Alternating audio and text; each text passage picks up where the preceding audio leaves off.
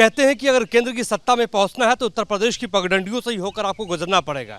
यानी हम ये कह सकते हैं कि दिल्ली की सत्ता का सूरज उत्तर प्रदेश में ही उगता है। इस वक्त हम पूर्वांचल के भीतर हैं और पूर्वांचल की उस जगह पे हैं जहां पर पूर्वांचल की राजधानी गोरखपुर को कहा जाता है। गोरखपुर में 2 लोकसभा सीटें हैं, एक गोरखपुर, दूसरा बांसगांव। दोनों ही जगहों पे मुकाबला बड़ा दिलचस्प है। हम बांसगांव में मौजूद हैं।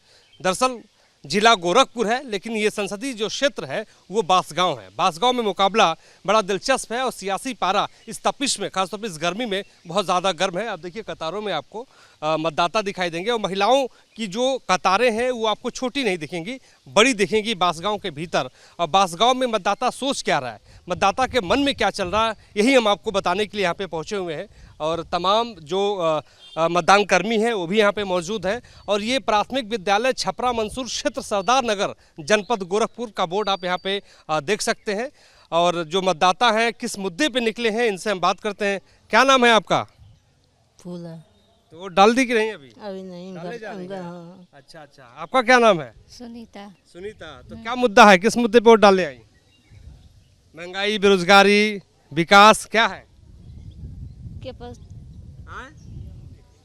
क्या मार के डरबे करे। अच्छा, वोट डालने आई है। तो देखिए महिलाएं हैं और एक एक करके हम आपको बता रहे हैं कि 15 सालों से लगातार जो सांसद है कमलेश पासवान, वो भारतीय जनता पार्टी से उम्मीदवार है और उनको इस बार भारतीय जनता पार्टी ने चुनावी मैदान में उतारा है। इसके अलावा हम अगर बात करें तो अपोजिशन में कौन है, महागठबंधन की ओर से यानी कांग्रेस की ओर से सदल प्रसाद है जो कभी बहुजन समाज पार्टी में हुआ करते थे और पिछली बार वो बहुजन समाज पार्टी से ही चुनाव लड़े थे।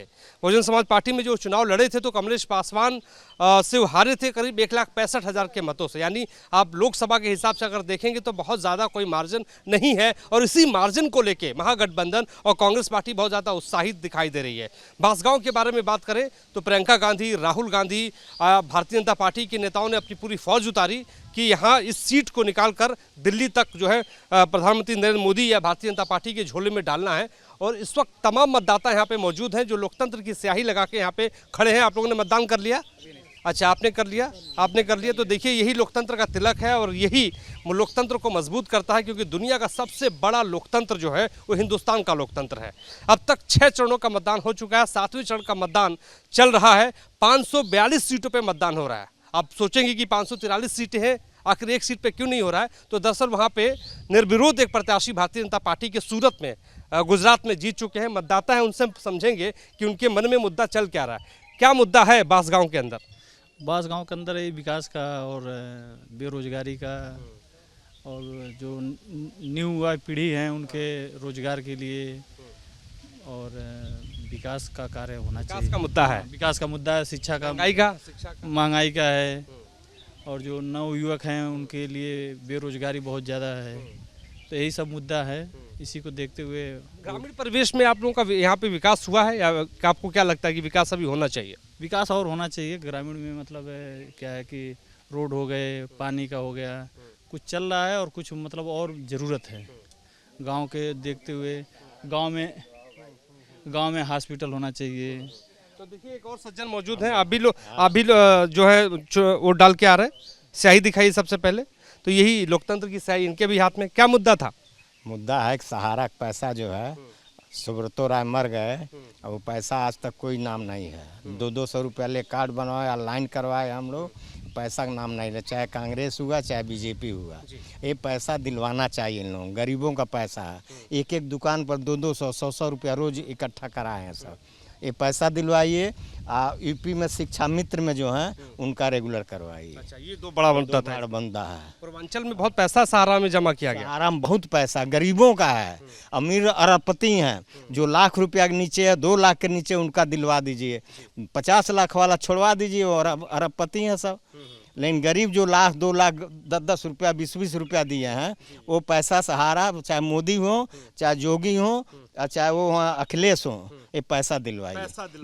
विदेश में पैसा मत भेजें, इंडिया का पैसा इंडिया में दें, गरीबों को दें। सहारा का मुद्दा बहुत बड़ा है। हम रायबरेली में भी गए थे, अमेठी में भी एक बड़ा मुद्दा सहारा का था। और जब हम गोरखपुर के इस ग्रामीण इलाके में पहुंचे हैं, दरअसल जो पौंजी स्कीम्स होती हैं, खासतौर पर चिटफंड की जो स्कीम्स होती हैं, वो ग्रामीण परिवेश में ही उनका टारगेट होता है क्योंकि वहाँ के सीधे साधे लोग होते हैं, उनको टारगेट करके उनसे पैसा जमा करवा लिया जाता है। आप बताइए क्या मुद्दा है, किस मुद्दे पर वोट डाला आपने? महंगाई के। महंगाई जी। क्या क्या महंगा हो गया है?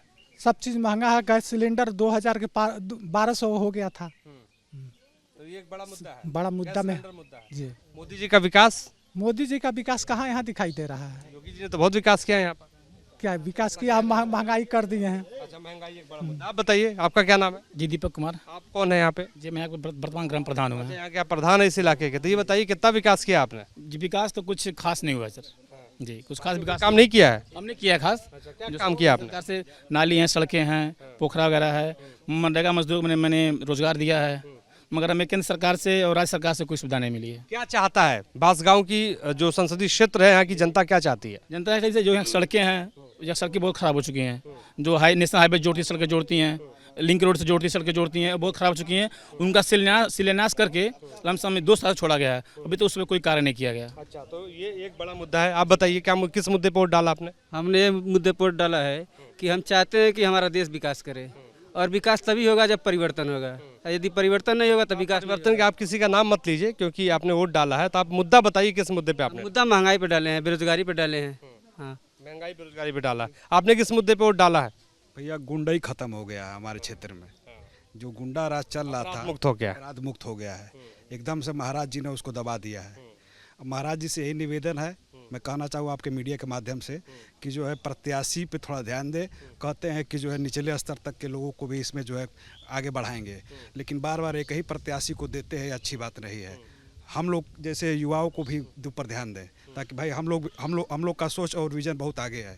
हम लोग चाहते हैं कि हम लोग जैसे युवाओं को भी मौका मिले। बार बार एक ही प्रत्याशी को वो लोग देते हैं। ये बताइए, चलिए प्रत्याशी की बात तो दूर की बात है, योगी जी का विकास हुआ है कि नहीं यहाँ? योगी जी महाराज जी बहुत विकास किए हैं। वैसा विकास आप पूरे गोरखपुर में घूम के देख लीजिए। नौका बिहार से लेके हर जगह चौड़ी रोड हमारे गांव में, यहाँ से आपको जो जीडीए में भी गांव हमारा आ गया, 6 लेंथ निकल रही है यहाँ से आपके बगल से, जो सिलीगुड़ी तक जा रही है। विकास इधर 4 लेंथ भी निकल गया है। बहुत विकास के मामले में बहुत आगे चल रहा है। हाँ, मैं यही कहूँगा आपके मीडिया के माध्यम से गांव स्तर पे भी विशेष ध्यान दें। सड़कें कैसी बनी है यहाँ पे? सड़कें बहुत अच्छी बनी हैं, लेकिन गांव में थोड़ा सा जो हमारा डिस्टर्बेंस।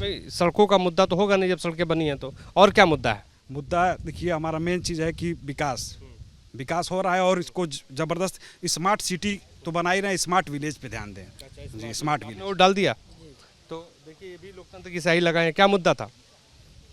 मुद्दा तो ठीक है, महाराज जी तो बहुत अच्छा कार्य कर रहे हैं। बस थोड़ा यही निवेदन है हमारे सांसद जी से, थोड़ा क्षेत्र में भी घूमे टहलना, इनसे बहुत नाराजगी है। तो देखिए, नाराजगी भी है, और कई ऐसे लोग हैं जिनका ये कहना है कि विकास तो योगी जी ने बहुत किया है, लेकिन सवाल वही है कि प्रत्याशी अगर ज़्यादा घूमते तो किसी एक विशेष दल को ज़्यादा जो है लाभ हो सकता था। ग्राउंड जीरो से देखिए, हम आपको यही समझाने और बताने की कोशिश कर रहे हैं कि ग्रामीण इलाकों में विकास क्या है, ग्रामीण इलाकों के भीतर जनता किस मुद्दे पर मताधिकार का इस्तेमाल कर रहा है, और जनता क्या सोच रही है। देखिए, महंगाई का भी मुद्दा है, लेकिन साथ ही साथ योगी फैक्टर, खासतौर पर अगर हम बात करें तो पूर्वांचल के गोरखपुर के इलाके में योगी फैक्टर भी दिखाई दे रहा है। और महिलाओं की कतारें देखिए छोटी नहीं हो रही, यानी महिलाएं लोकतंत्र को मजबूत करते हुए, गांव की महिलाएं लोकतंत्र को मजबूत करती हुई नजर आ रही हैं। और जब महिलाएं घर से बाहर निकले तो आप समझिए कि कुछ बड़ा चुनाव में होने वाला है। 7वें चरण का आज अंतिम जो है 7वें चरण का मतदान है, अंतिम ये चरण है लोकसभा चुनाव के मद्देनजर। 4 तारीख को जो है जादुई रूपी ईवीएम खुल जाएगा और तकदीर तय हो जाएगा कि देश का प्रधानमंत्री कौन बनेगा। प्रधानमंत्री नरेंद्र मोदी फिर से प्रधानमंत्री बनेंगे या परिवर्तन होगा। हमारे सहयोगी जयराम यादव के साथ मोहित राज दुबे, न्यूज़ नेशन, गोरखपुर।